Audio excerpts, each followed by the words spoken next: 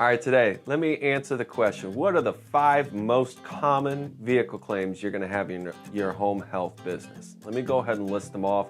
And thank you to Philadelphia Insurance for this information. It's always very helpful and educational. 1, your vehicle rear ends another vehicle. 2, glass damage. 3, another vehicle rear ends your vehicle. 4, failure to yield. You pull out in front of somebody. 5, backing improperly by your vehicle. All right, let's talk through what some of these things look like and bring it to life a little bit. If you're rear-ending another vehicle, this happens all the time. It can be a function of someone not paying attention, can be a function of driving a passenger van and the person that's driving your van is not familiar with how heavy the vehicle is, how it's going to brake. Maybe they're not taking into account the weather. But it's usually a function of driver habits. If you're driving defensively, you don't get into fender benders. You can lump that in with another claim that was here, which is failure to yield. Once again, that's a situation where your driver is not leaving enough space for somebody else, or maybe somebody else is not leaving enough space for you. If your drivers are driving defensively, you're not going to have this problem.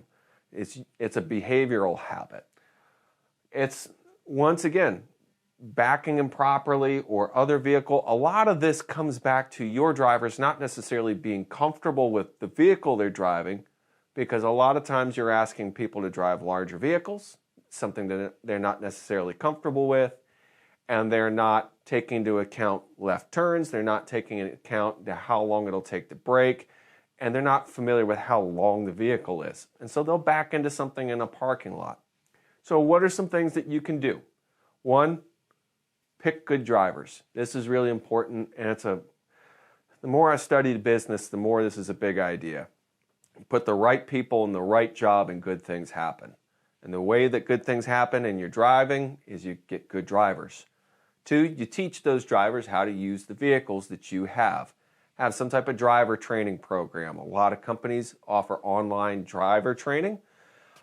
Do some ride-alongs too. Help people get used to how your vehicles use. Use GPS units. This is a new piece of technology. Some companies will offer it to you for free, but track how people drive. Do they have hard accelerations or hard stops? Coach people on it. And if you focus on weeding out the worst 20% of your drivers, things will fall in place. Most of your accidents are going to come from your worst drivers. So it's that Pareto principle, 20-80 rule. So I hope that was helpful. And just so you know, the reason why it's important to track the most common claims is because the behaviors for small claims are usually the same things that result in large claims. It's drivers not paying attention, not driving defensively, and not being comfortable with the vehicles that they're driving. So if you can eliminate the behaviors that lead to small claims, you won't have the big ones either, which means lower insurance costs for you, and that's what everybody's after.